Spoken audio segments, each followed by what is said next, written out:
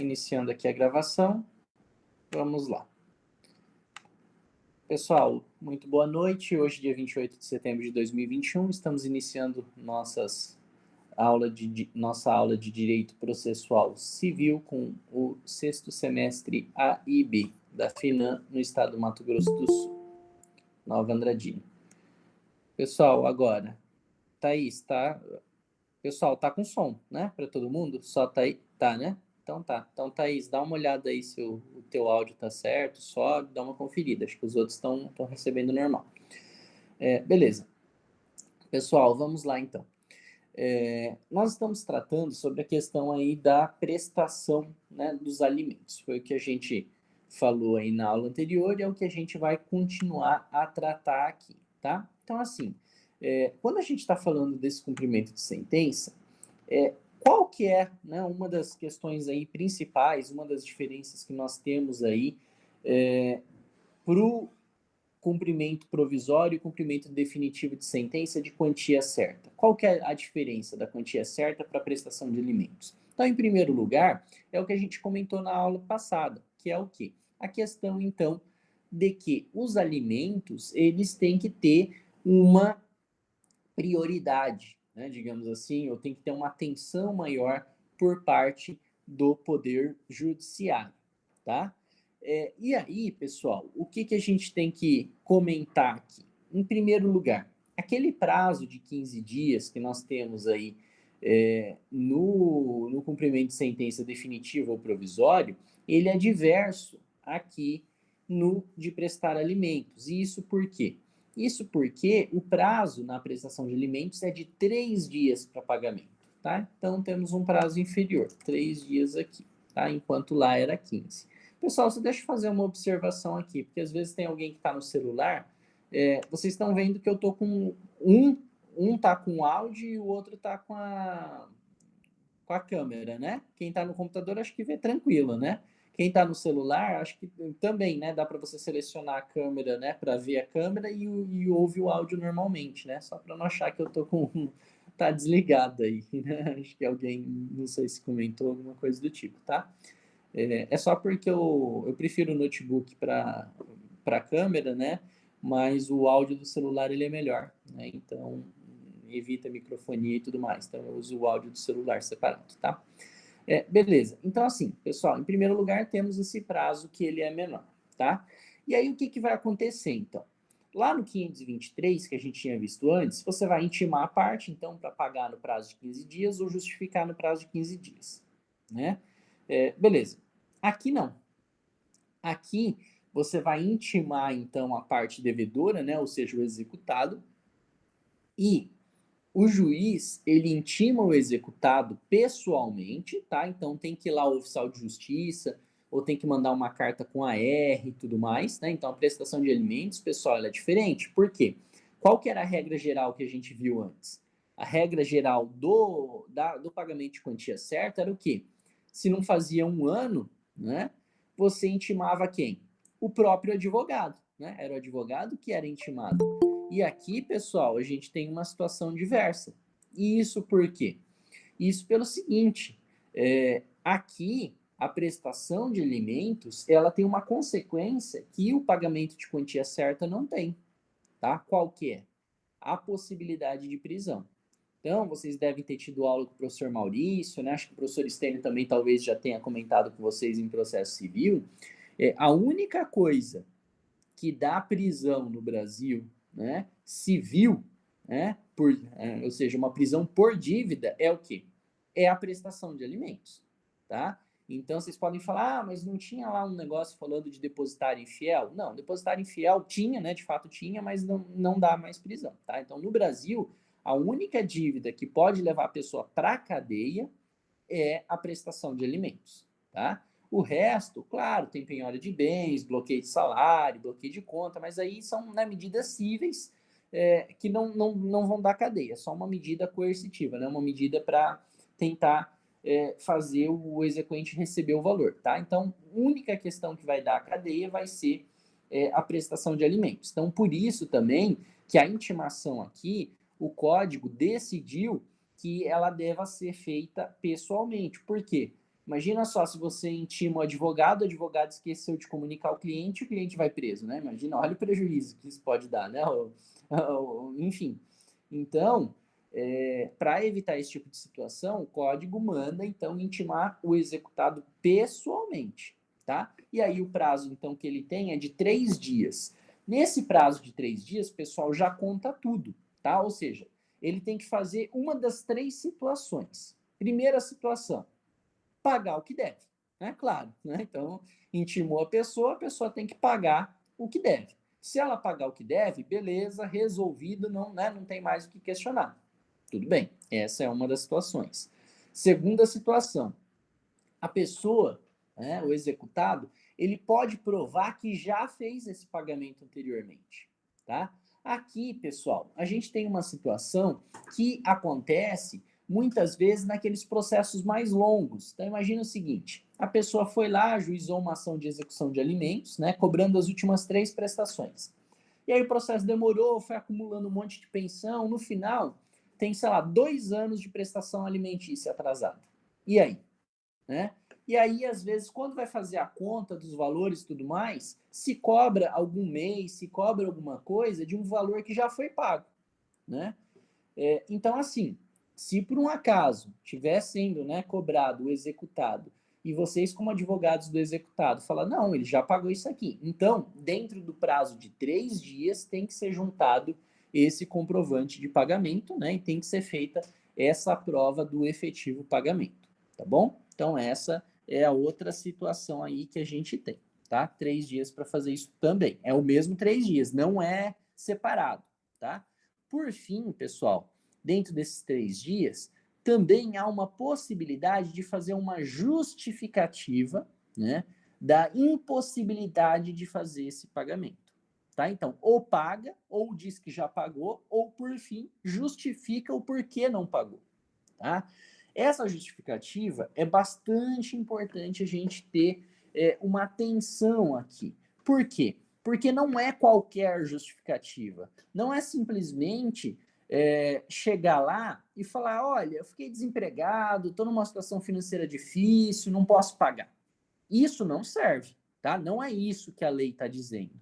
Essa justificativa aqui que a gente está tratando nesse momento é uma justificativa de uma impossibilidade que tanto a lei, quanto a doutrina, quanto a jurisprudência, ela diz que é uma impossibilidade absoluta, tá? Então, é uma situação assim, fora do comum. É algo que aconteceu mesmo, que não se esperava e que por isso não foi pago, tá? Então, não é uma situação da vida, tá? O que a gente poderia citar aqui? Então, imagina só que a parte, por exemplo, digamos que a guarda ficou lá com a mãe e o rapaz estava pagando a pensão, né, o pai. E aí ele sofreu um acidente, né? Ele trabalhava de modo informal, não tinha carteira assinada, não tinha INSS, nada, né? Sofreu um acidente, está internado lá na UTI, né? Saiu, tá lá na enfermaria, tá todo quebrado. E aí? Aí também não, né? É uma justificativa que num caso desse grave, o juiz ele pode sim acolher, tá? Porque ele não pagou, porque de fato não tinha condições e foi decorrente de um acidente, decorrente de uma situação que fugiu ao controle dele, tá? É algo que não se espera, tá? E isso por quê, pessoal? Se a gente fosse começar a aceitar a justificativa, por exemplo, fiquei desempregado. No Brasil, pessoal, a gente tem em torno de 14% da população que está desempregado hoje em dia. 14% de uma população aí de 200 e poucos milhões de habitantes dá 30 milhões de pessoas, praticamente. Você imagina se tudo isso de gente não for pagar pensão, né? E olha só, qual que é a questão aqui? Você imagina o seguinte, o rapaz fala que está desempregado, aí a moça que está com a criança fala, eu também estou desempregado, então o filho morre de fome, né? Óbvio que não é assim, né? Não pode ser assim. Então, o que acontece, pessoal? No Brasil, esse desemprego, essa informalidade também, né? Porque a gente fala, tá desempregado porque não tá com a carteira assinada, mas parado, é difícil que de fato esteja, né? Sempre a pessoa faz lá um bico, vende um doce, né? Vende sei lá, alguma coisa, carpe um lote, enfim, alguma coisa faz, né? Um bico aqui, um bico ali faz, um freelance, né? Vai lá, distribui os panfletos um dia. Então, alguma renda a pessoa sempre tem, né? Alguma coisinha. Então, assim, entendendo essa situação também do Brasil de informalidade e tudo mais, o que a gente tem? A gente tem essa situação na qual isso não é justificativa, tá? A justificativa da impossibilidade é o que eu comentei com vocês. É algo absoluto, é algo que foge à normalidade, tá? É isso que se entende. Então, desemprego, tô com algum, sei lá, desequilíbrio no orçamento, qualquer coisa do tipo, isso não serve como desculpa, tá bom? Então, se a pessoa for fazer uma desculpa nesse sentido, não vai colar. O que o juiz vai dizer? O juiz vai rejeitar, tá? Essa argumentação e vai sim decretar a prisão civil, que a gente já vai falar dela, tá? Então, observem que essas três situações, quais sejam pagamento, prova de que já pagou ou justificativa, tem que ocorrer nesse prazo que é exíguo, né? Ou seja, é um prazo pequeno, um prazo curto de 3 dias, tá? Agora, a regra geral que vocês tinham estudado lá do pagamento de quantia certa era bem diferente, não era? Lembra? Você tinha 15 dias para pagar e depois dos 15 dias de pagamento você tinha mais 15 para impugnar, né? Então, olha só, dava 30 dias úteis, né? É um tempo, né? É bem generoso o código, né? Para isso. Agora, dos alimentos é o que eu comentei com vocês. A gente tem aqui uma urgência, não dá para esperar tudo isso, tá? E por isso que a gente tem essa situação aí de um prazo bem curto, tá? Até aqui acho que tranquilo, né? Beleza, vamos continuar então, pessoal. Outra situação.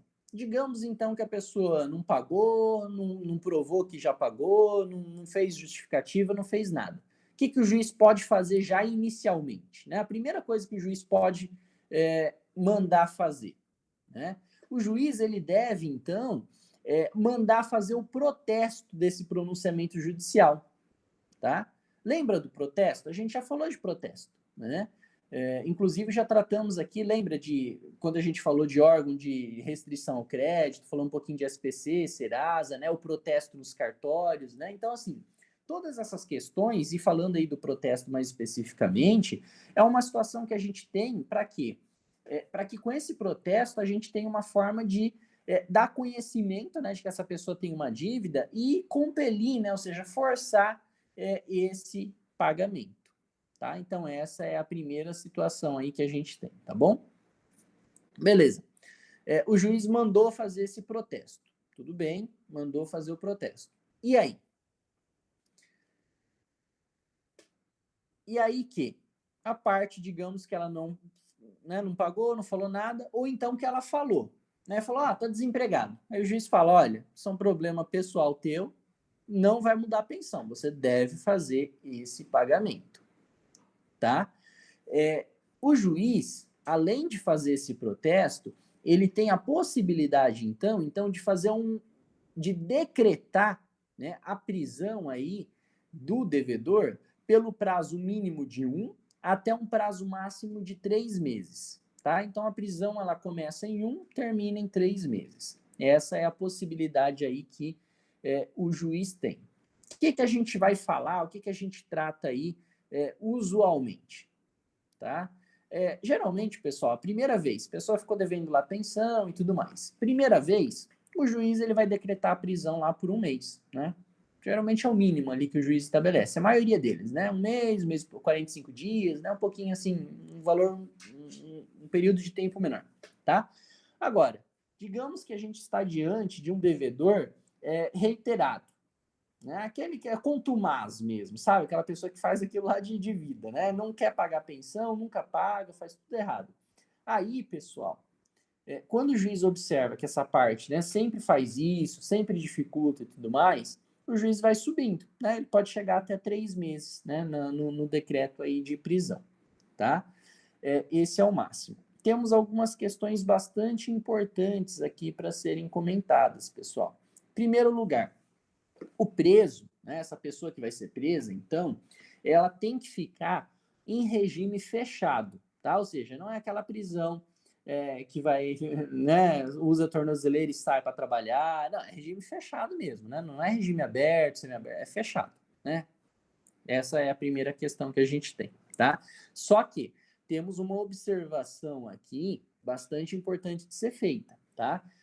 Em que pese ser regime fechado, pessoal, não se deve colocar o preso de pensão alimentícia juntamente com presos criminais, tá? Então não deve acontecer de você botar na mesma sala, sala não, né? Na mesma cela, aquela pessoa que está devendo pensão e aquela pessoa que cometeu furto, roubo, homicídio e assim por diante, tá? Então tem que ser separado.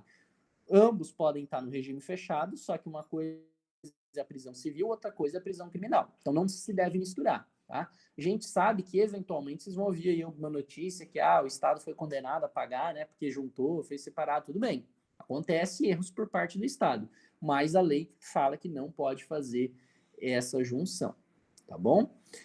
Aqui, pessoal, vou abrir um parênteses aí para vocês. Por quê? No ano passado, né, quando começou lá a pandemia, né, vamos falar em março, né, que foi os efeitos maiores e tudo mais. Então, a partir de março, abril ali, teve uma lei que suspendeu a prisão, tá, de pensão alimentícia no regime fechado. Por quê?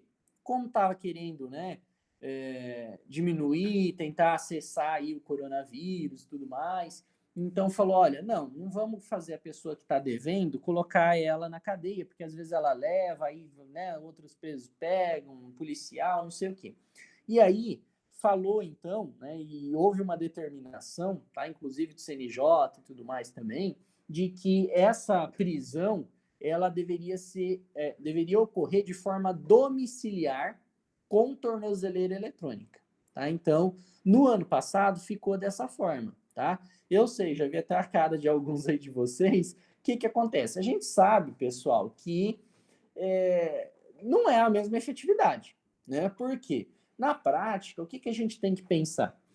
A pessoa que, por um acaso, vai ser presa, o que a gente vê no dia a dia? mandou prender.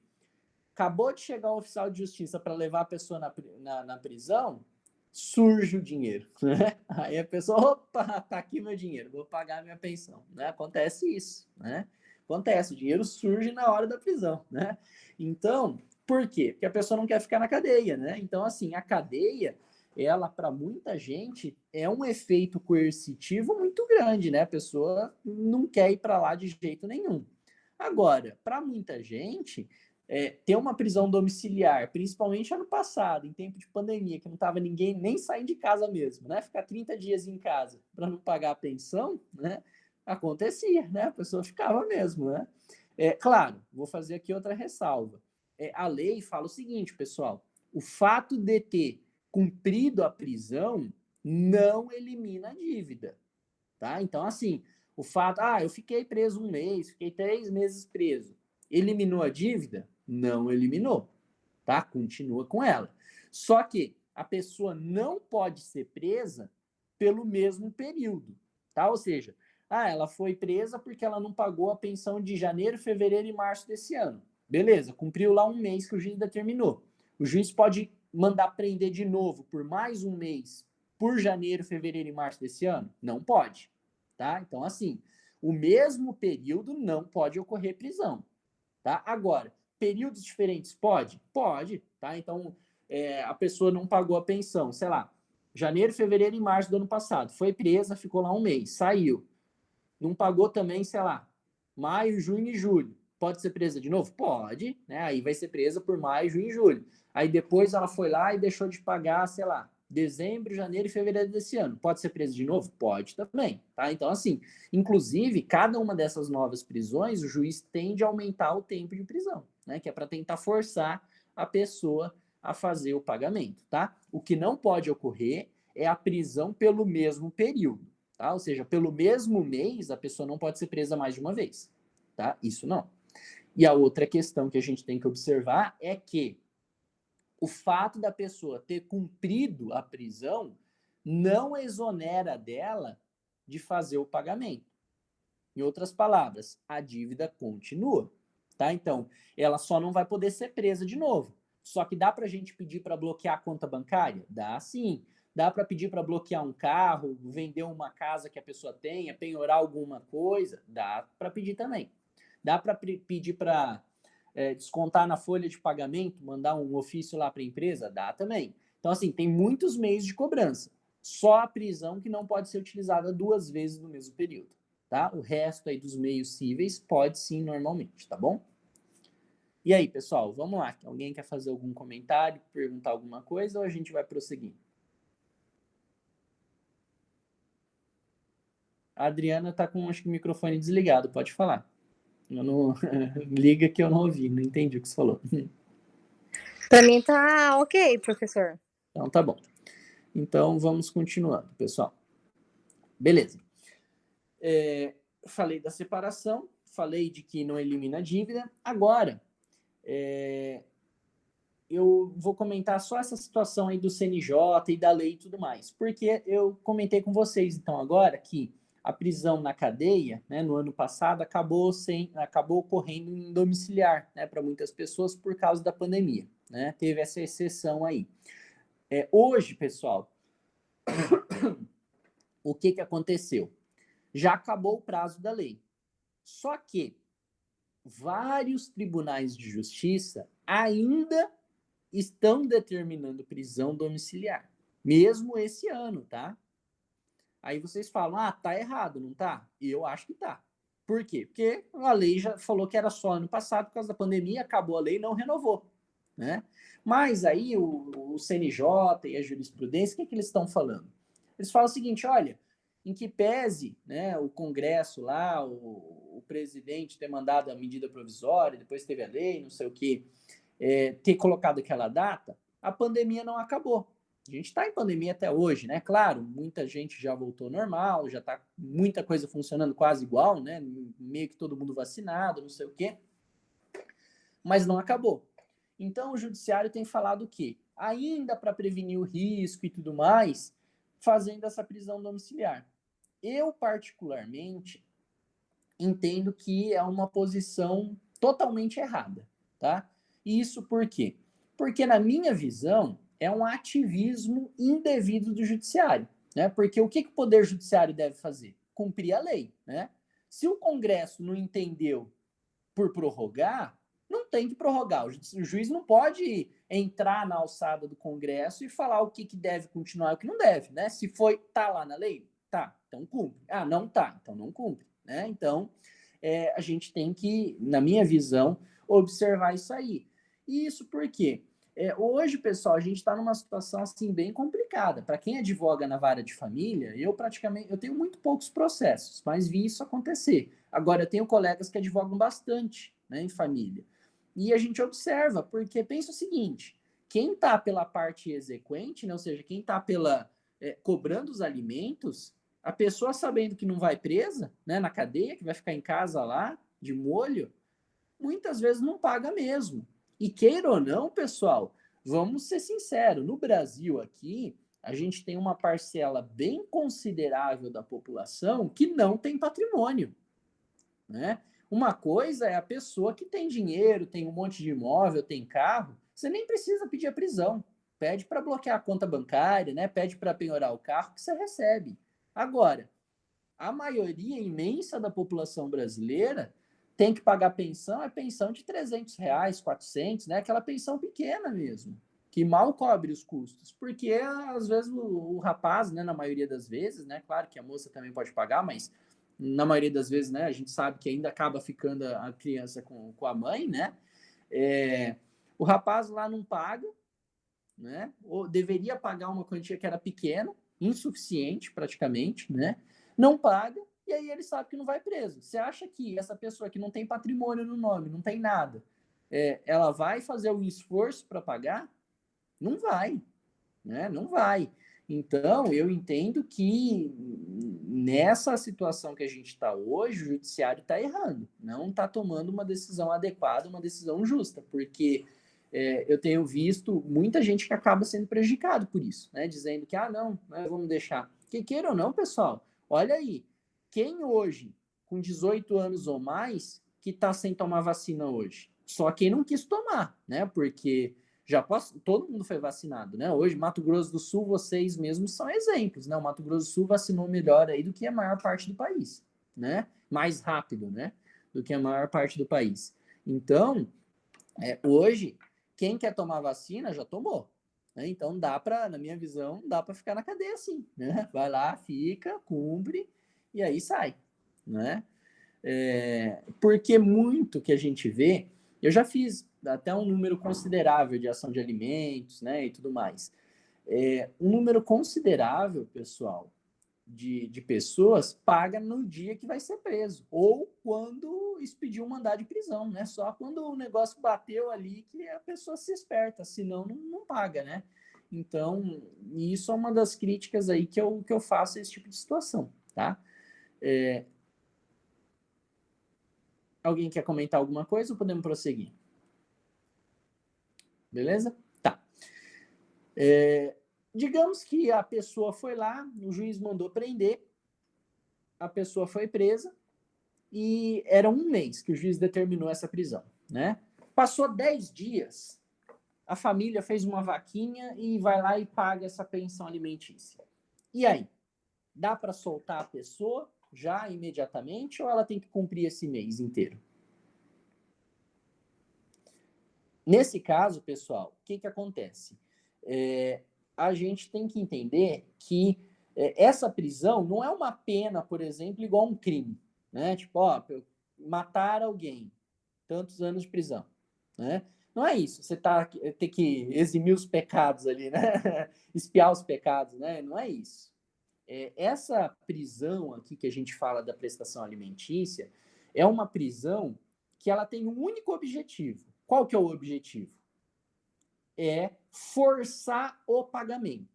Ou seja, se a pessoa pagou, pode ser solta, tá? Pode não, né? Deve ser solta, tá? Então, assim, paga essa prestação alimentícia, o juiz ele suspende a ordem de prisão, manda soltar a pessoa, tá? Vai expedir o alvará de soltura. Então, pagou no 5º dia útil, o juiz manda soltar. Ah, pagou no 10º, manda soltar. Ah, pagou no 29º, vai sair um dia antes, mas sai, tá? Então, o pagamento faz com que a pessoa possa ser solta, tá? É diferente, por exemplo, do criminal, né? No criminal, vocês já estudaram aí, a pessoa que, sei lá, furtou alguém, roubou, matou, digamos que ela se arrependeu, né? Foi lá para a prisão, passou 3 meses, falou, tô arrependida. O juiz manda soltar? Não, né? Por quê? Porque a prisão criminal, ela não tem como objetivo fazer a pessoa se arrepender ou alguma coisa do tipo. Não. Prisão, claro, né? Tomara que a pessoa se arrependa, né? Se reabilite, se ressocialize. Claro que isso todo mundo quer, né? Mas digamos assim, a prisão em si, ela tem com o objetivo de punição, né? Não só como punição, mas também de prevenção de novos crimes, né? Para que as pessoas saibam, se você fizer tal coisa, você vai preso. Né? Então, esse é o objetivo. Então, não adianta se arrepender no criminal, né? Agora, aqui nessa prisão civil da prestação alimentícia é diferente. Me arrependi de não ter pagado, fui lá e paguei. Resolveu? Resolveu. Né? Aí, beleza, a pessoa vive a vida dela, tá? Então, essa é a outra situação aí que a gente tem, tá? Alguma questão? Não? Então, vamos continuando, pessoal. O que dá para a gente pedir, né? Para prender a pessoa? Dá para a pessoa que detém a guarda, seja a moça ou o rapaz, né? A pessoa está cuidando lá do filho. Dá para ela esperar 3 anos e pedir para prender pelos 3 anos? Não, tá? O código, pessoal, ele é bem claro. Para evitar também esse tipo de situação, porque imagina o seguinte, a pessoa vai lá, não cobra a pensão, né? Espera acumular um valor alto, né? A gente sabe, tem gente rancorosa nesse mundo, né? Muito, né? Família, então, processo na vara de família é só briga que tem. Então, imagine o seguinte, a pessoa tá lá, rancorosa, no máximo, espera passar um ano. Porque falar agora que acumulou um ano de pensão atrasada, mais juro, correção monetária e tudo mais, a pessoa não vai ter esse dinheiro, ela vai ser presa. Aí a pessoa vai lá e ajuiza a ação depois de 1 ano, 2 anos, 3 anos, sabendo que a pessoa não vai ter tudo isso para pagar junto, né? Então, assim, para evitar esse tipo de situação, o que o código falou? O código falou o seguinte, olha, executar, você pode executar o que você quiser, mas sob pena de prisão, só as últimas 3 do ajuizamento e aquilo que for vencendo no curso do processo. Ou seja, nós estamos aqui em setembro, tá? A pessoa está sem pagar pensão há 1 ano. Quais são as pensões que dá prisão? Junho, julho e agosto, né? As últimas 3. Tá? Então, essas vão dar prisão. Aí você fala, mas e antes de junho? Do ano passado até maio? E aí? Dá para executar, só que daí essas não vão dar prisão. Aí você vai poder pedir aí para bloquear a conta, né, penhorar um carro, uma casa, aí você vai cobrar como dívida normal, né, como dívida cível, tá? Agora, a prisão só as últimas 3, tá? Então, por exemplo, estamos em setembro, vai cobrar lá junho, julho e agosto. Mas aí você fala, mas entrei com o processo agora cobrando junho, julho e agosto. E aí? O que vai acontecer? Porque até o oficial de justiça ir lá, intimar ele, passar o prazo de 3 dias e tudo mais, vai vencer mais 2 meses. Beleza, acontece.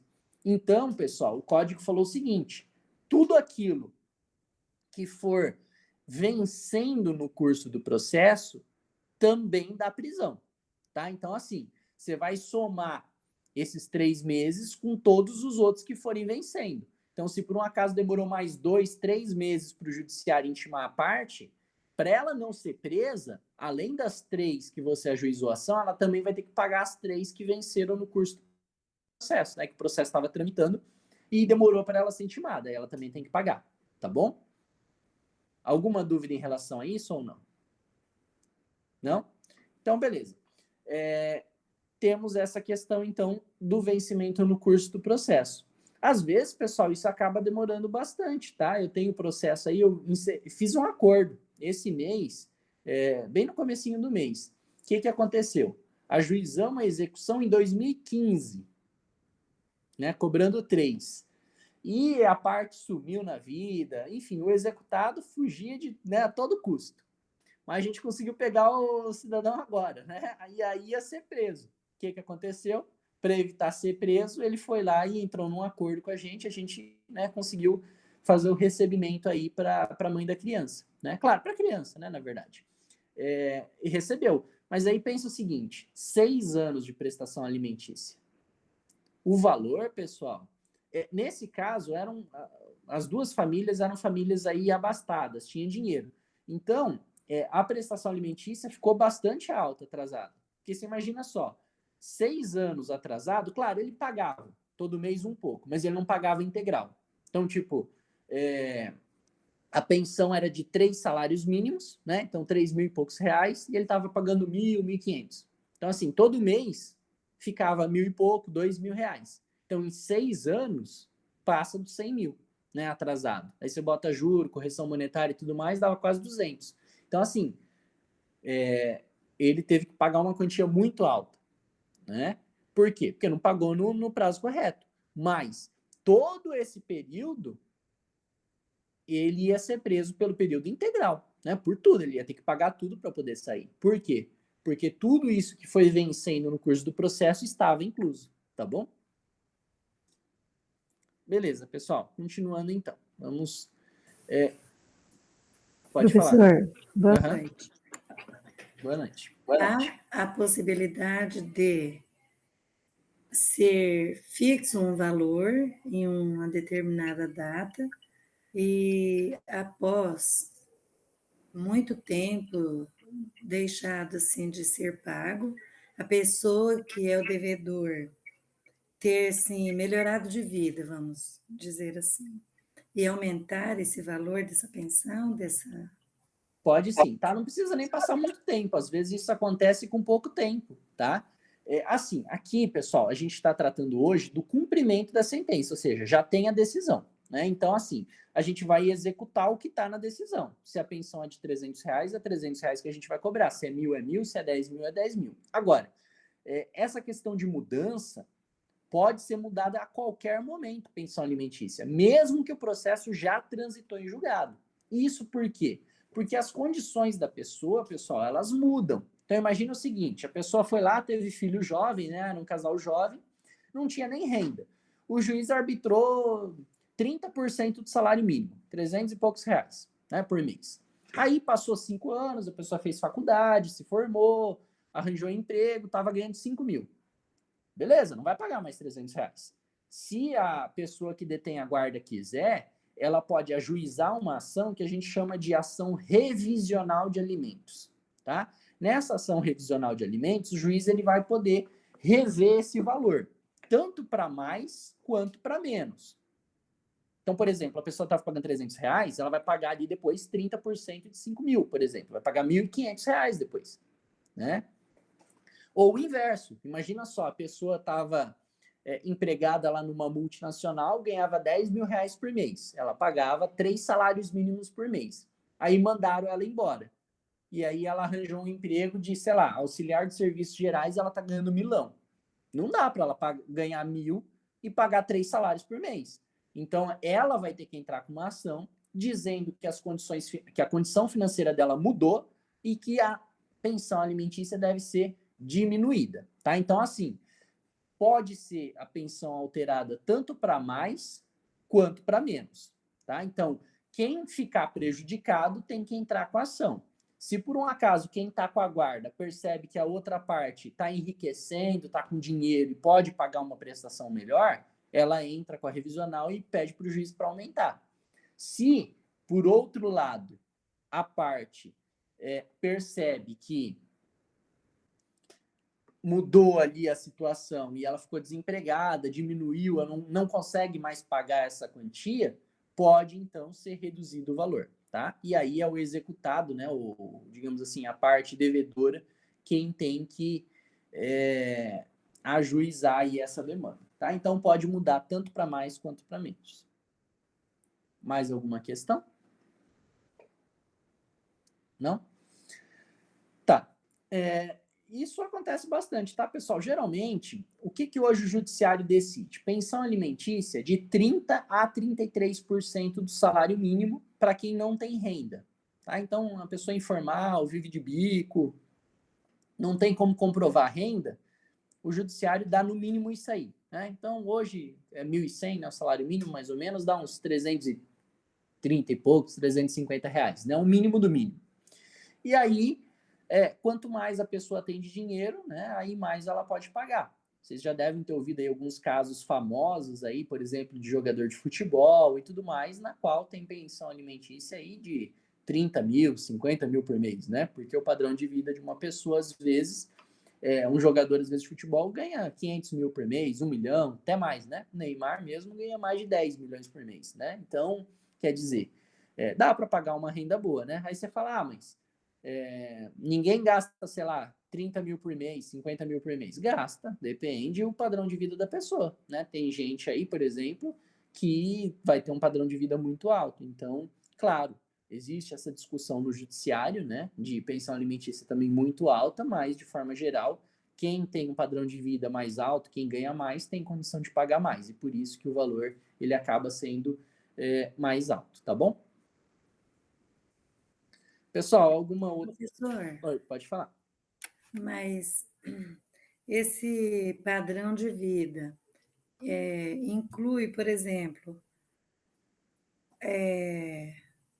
o devedor, por exemplo, a pessoa que está pagando a Tá, a pensão, pensão alimentícia. Ela arruma um outro casamento que a outra pessoa tem um padrão de vida legal. Esse padrão de vida da outra pessoa inclui nessa cobrança também? Não, olha só. Nada a ver. Tá, não. Duas questões bastante importantes que você comentou. Primeira situação aqui. Quem paga pensão alimentícia? Só tinha um filho, estava pagando, sei lá, um salário mínimo. Aí a pessoa casou de novo e teve outro filho e separou. Vai ter que pagar 2 pensões, tá? É um dos motivos que ela vai poder entrar com uma revisional para diminuir o valor. Por quê? Se a gente for somar, você imagina só, se a pessoa tem 5 filhos, se você for dar 30% do rendimento para cada uma, cada mês que ela trabalhar, ela tá devendo um salário e meio, né? Porque dá 150%. Então não pode ser assim.